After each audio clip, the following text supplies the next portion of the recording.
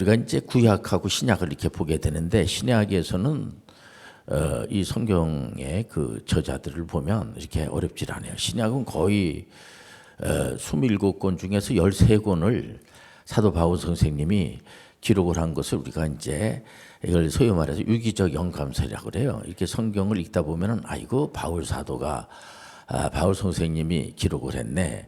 근데 여러분들이 바울 선생님을 잘 알다시피 그 아버님이 자녀가 잘 되게 하기 위해서 특심한 거죠. 보면 그 당시 로마 제국 시대 때인데 바울 사도 같은 경우에는 대제사장이 이제 신분적으로 될 수가 없어요. 없으니까 그 당시에 이제 그 아버님이 아드님인 사도 바울 선생님을 법관으로, 그래서 실질적으로 어린 나이에 가말리엘 문화에 가가지고 이제 소위 말해서 도제 교육을 한 겁니다. 우리 교회에서 이제 홈스쿨 하듯이 이렇게 이제 교육을 받게 해가지고 성경이 아주 능통하고 똑똑하고 실질적으로 이제 거기서 시험을 봐가지고 그 법관이 됐어요. 그러니까 그 법관이 되고 난 다음에 이게 참 이게 묘한 게 뭐냐면 바울 사도가 예수 믿는 사람들을 사도행전에 보면은 이제 잡아들이는데 앞장섰던 그런 분이 그러니까 예수님을 믿는 사람들을 잡아들이는 일은 옳은 일이 아니죠. 그러니까 왼쪽으로 막 자꾸만 뛰게 된 겁니다. 그래서 우리 하나님께서 바울 사도가 무슨 노력을 하고 바울이 애를 써가지고 하나님의 사도가 된 게 아니고 일방적으로 하나님의 은혜로 부활하신 예수님의 음성을 듣고 이제 앞을 보지를 못하고 나중에 이제 아나니아라고 하는 예수님의 제자 목사님한테 가서 기도받아서 이제 앞을 보게 되고 이제 이런 어떤 체험이 있습니다. 우리가 개인적인 체험은 누구든지 다 있어요. 보면은 다 있지만은 그 귀한 체험들이죠. 보면 그런데 이제 우리가 이렇게 봐야 돼. 성경을 66권으로 종결이 됐어요. 우리가 하나님의 음성을 들었다. 개인적으로 뭐 얼마든지 체험을 할 수가 있지만은 이제 그렇게 생각하는 분들이 있거든요. 그건 이제 잘못된 거기 때문에 그쪽으로 가면 안 되고 개인적인 체험을 우리 개혁교회에서는 무시하지 않습니다. 개인적인 그리고 우리가 이 경건의 훈련이라는 것이 굉장히 중요해요. 목사님, 우리가 이렇게 오늘 예배도 드리고 기도도 하고 하는데 이게 좀 효과가 있습니까? 이제 그런 분들이 있습니다. 그렇게 접근한다는 것 자체가 이제 조금 설명하기가 좀 힘듭니다만은 어쨌든 간에 우리가 여기서 신앙생활 하는 것은 이 땅에서도 필요하고요. 해답을 주면은 하나님 앞에 가서도 필요하고. 그러니까 우리가 이런 시간에 경건의 훈련은 바울 사도는 이제 제자들을 많이 양성을 했어요. 이분이요. 그 디모데 전후서를 보면은 이게 이제 이 교육하는 바울 사도에게 목회 서신이라고 볼 수가 있습니다. 이제 디모데가 목회를 하는데 어떻게 해야지 되냐? 첫째도 가장 중요한 것이 기도. 기도하면은 하나님과의 어떤 교제를 말하는 거예요. 교통을 말하는 거죠. 오늘 이 시간에 여러분들 하나님과 교통이 이루어지시길 바랍니다. 우리는 오늘 하나님을 아버지라고 고백하고 하나님 살아계시고 역사하여 주시고 그가 그 서신을 보낸 13권을 보면 굉장히 중요한 내용들이 많아요. 보면 그러니까 그 에베소서 1장 같은 경우 보면은 에베소는 이제 그야말로 에베소 교회 그 유럽에 우리가 인간의 생각으로는 이해할 수 없는 그 당시에 그 이방 신상을 만들어 놓고 절하고 막 이런 그런 곳에 악한 것들이 드실거리는 그곳에 교회가 세워지는 겁니다. 하나님이 하시면 되는 거예요. 성령으로만이 교회가 세워지는 겁니다. 그래서 에베소서 1장 4절과 6절에 보면 이런 말씀을 줍니다. 이거는 우리 오늘날에 우리 개혁해서 신앙생활 하시는 분들은 이 말씀을 마음판에 새기면서 우리가 존재가 뭐야? 우리의 존재를 알아야 돼요. 우리가 믿는 하나님이 어떤 분인가를 이런 시간을 통해서 우리가 알아야 됩니다. 에베소 1장 4절 6절에 보면은 이런 말씀을 줍니다. 그 창세전에 그리스도 안에서 우리를 택하사 우리로 사랑 안에서 그 앞에 거룩하고 흠이 없게 하시려고 그 깊으신 뜻대로 우리를 애정하사 예수 그리스도로 말미암아 자기 아들들이 되게 하셨으니 이는 그가 사랑하시는 자 안에서 우리에게 거저 주시는 바 그의 은혜의 영광을 찬송하게 하려는 것이라. 이거 보면 삼일째 하나님이 다 여기 등장을 하고 보면은 우리가 무슨 일을 해야 되는가에 대한 목적이 분명히 나타나 있어요. 보면 하나님께 영광을 드리기 위해서 오늘 나온 거야. 우리는 다른 이유가 아니라 오늘 우리가 이 기도회하고 예배드리고 하는 것은요, 이 상상할 수 없는, 우리가 어떻게 하나님 앞에 영광을 드릴 수가 있습니까? 하나님이 영광을 받아주시고 우리에게 은혜를 베풀어 주시고, 오늘 이 시간에 우리가 돌을 닦아서 내가 신이 되는 게 아니에요. 내가 막 노력하고 애써가지고 이제 하나님을 감동시켜 주겠다, 그게 아니고 오늘 이 시간에 우리는 하나님 주신 은혜를 받으면 되는 거예요. 보라, 지금 은혜 받을 만한 때요, 구원의 날이로다. 그러니까 우리는 율법주의로 가면 안 돼요. 율법에 그 무슨 이제 구약에 무슨 절기도 있고 이 많죠. 그 절기는 예수 그리스도가 오실 거라는 것을 예표한 거예요. 근데 어떤 이들은 그거 다 지켜야지 되지 않습니까? 예수님만 믿어가지고 되는 거 아니지 않습니까? 그거 다 지켜야지 되지 않습니까? 그렇게 지켜야지만 구원을 받는다, 이렇게 연결을 하면 소위 말해서 그는 성경을 잘못 해석하는 거예요. 이단입니다. 이단. 그러니까 누군가가 자꾸만 구약의 율법을, 그 절기를 지키는 거 귀한 거죠. 그를 통해서 우리가 교훈을 얻는 건 좋은데 그거를 지켜야지만 내가 구원을 받는다. 그럼 예수 그리스도는 누구야? 그러니까 보통 이제 이단 사이비들한테 많이 넘어가는 게 뭐냐면 예수 그리스도만 믿어가지고는 안 된다는 거예요. 보면 예수 그리스도 많이 메시아라는 그 사실을 받아들이시길 바랍니다. 오늘 이 본문에 에베소서에 딱 나와 있는 게 뭐냐면 벌써 이게 삼일째 하나님이 등장을 해요. 그러니까 오늘 설교 제목을 말씀드리면 두려움 없는 구속 언약. 우리는 언약의 백성들이에요. 언약이라고 하는 것은 계산하는 게 아니에요. 무슨 계약을 맺는 게 아니에요. 언약이지.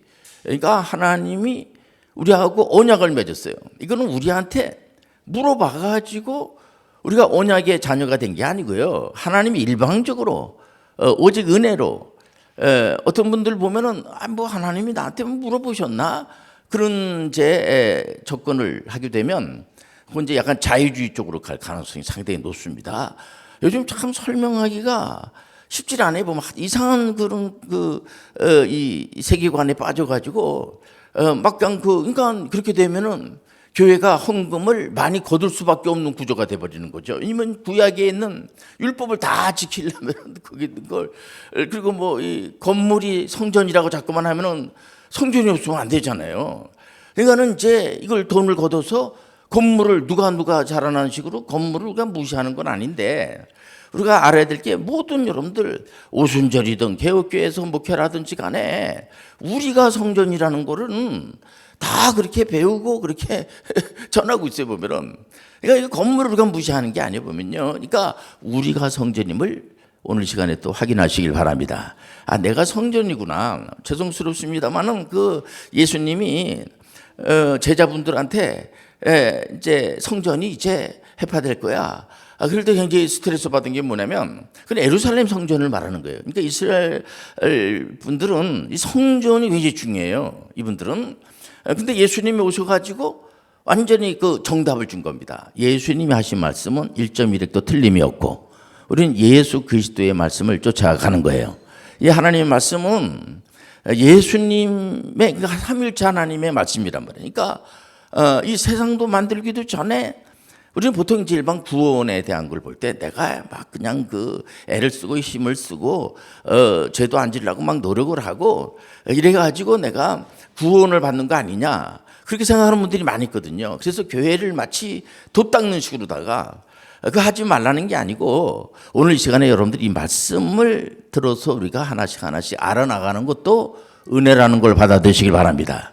이게 중요한 거예요. 보면 그러니까 진리를, 그러니까 우리가 진리를 행할 때에 하나님이 기뻐하시는 거예요. 보면요, 어떤 부모님이 자녀가 뭐 이렇게 돈도 잘 벌고 권력을 많이 가지고 있으면 좋죠. 좋지만은 올바른 부모님들은 갑자기 돈이 많아졌다든지 갑자기 권력을 많이 가지고 있으면요, 대체적으로 십중팔구 다 걱정을 해요.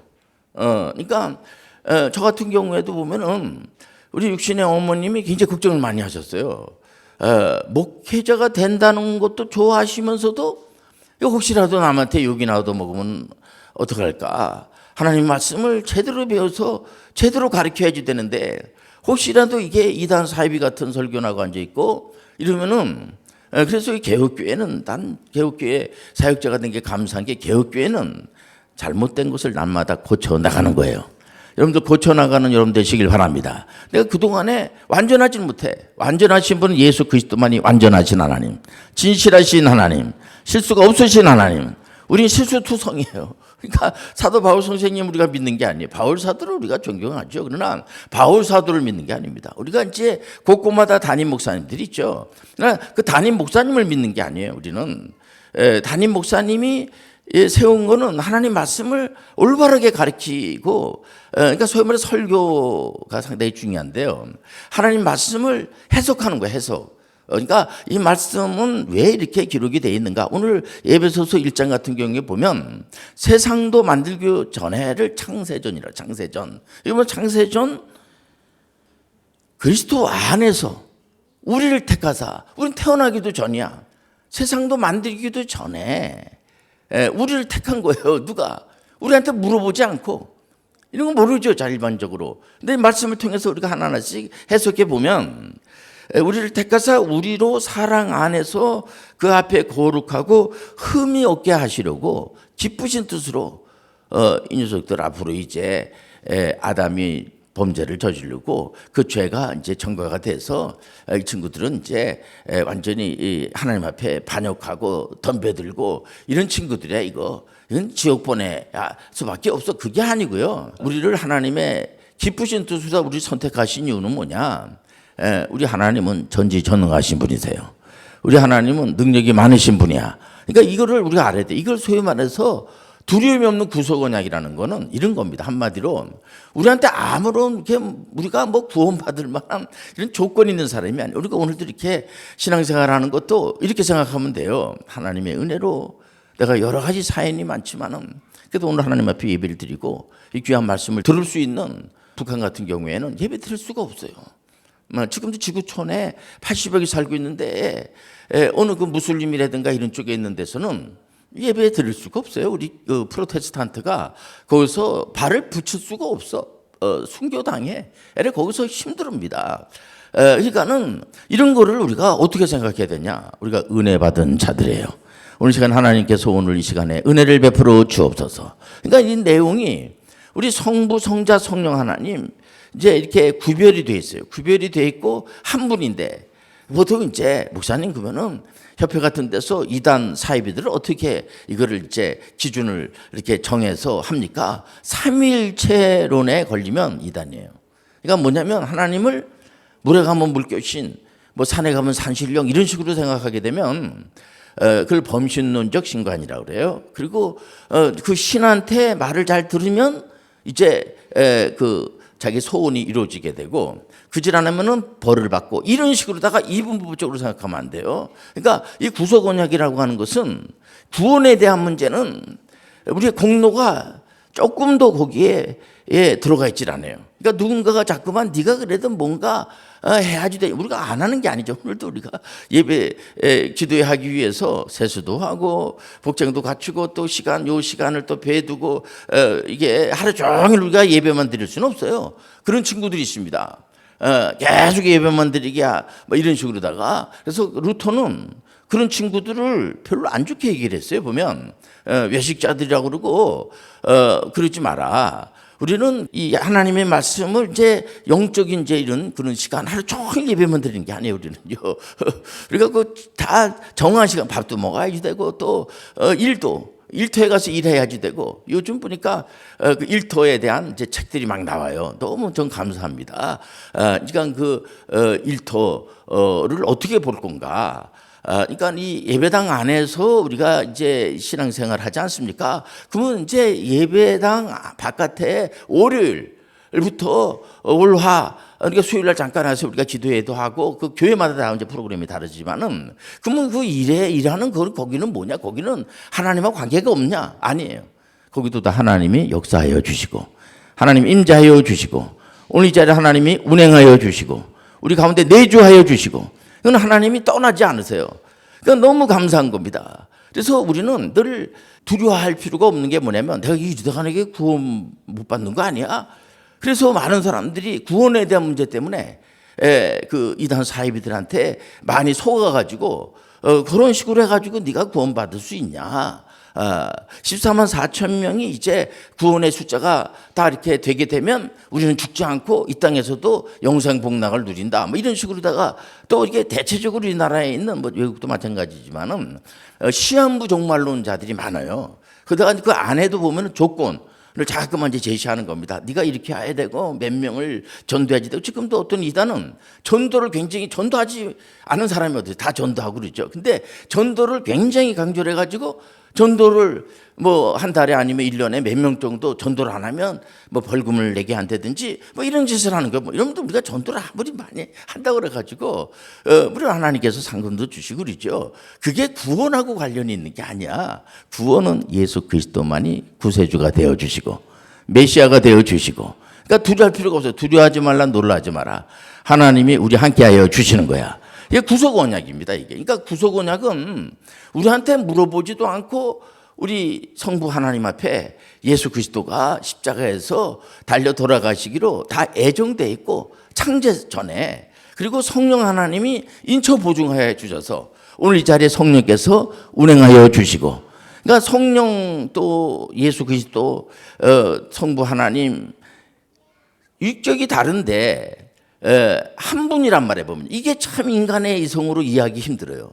그러나 이게 믿음으로 하나님께서 잠깐 믿음은 들으면서 나오고 이걸 자꾸만 듣다 보니까 이걸 잘 못 들으면 이게 잘 몰라가지고 삭삭삭 해가지고 그냥 거짓 말하고 이런 데에 이제 한번 빨려 들어가게 되면 그 주로 이단들이 성경 가지고 장난하거든요. 거기 보면. 그리고 예수님만 믿어가지고 되지 않는다고 하니까 이게 뭐가 되는 거로 알고. 그러니까 모든 행위 쪽으로 가는 거는 행위 구원. 내가 공로주의라든가 이쪽으로 가는 것은 우리 프로테스탄트가 아니에요. 그럼 다른 쪽이야. 우리 여기서 말하는 거는 성경장 그대로 보면은 그가 사랑하시는 자 안에서 우리에게 거저 주시는 바.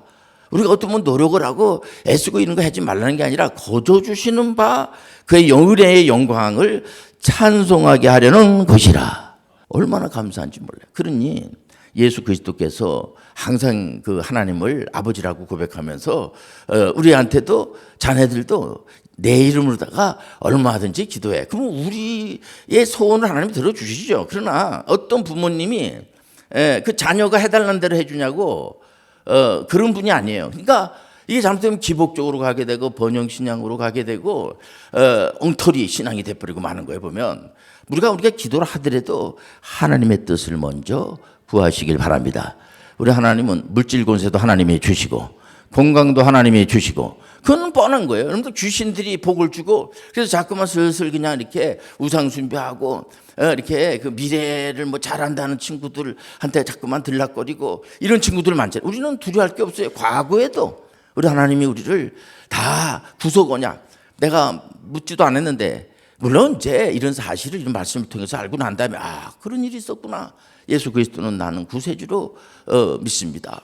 여러분들 우리가 개혁교회에서 신앙생활 하시는 분들이 신앙생활 안 하는 분이 어디 있어요? 다 예수님을 구세주로 믿고 성경 66권만을 믿고 또 성령 하나님을 어떻게 역사하시는가를 다 알고 미래도 하나님께서 이제 재림을 하실 겁니다. 아직 세상이 끝나지 않아서 세상 이제 끝이 뭐냐 예수님이 재림을 할 때 그때 귀신들과 마귀 그러니까 지금도 마귀와 귀신들이 우는 사자처럼 믿음의 사람들을 그렇게 유혹을 하고 넘어뜨리고 힘들게 하고 그래서 여러분들이 바울 사도가 그러잖아요. 악한 것들이 이렇게 우리를 해방하고 이럴수록 우리가 기도에 전념해야 된다. 우리 힘으로 안 되니까 하나님의 은혜로 하는 거예요.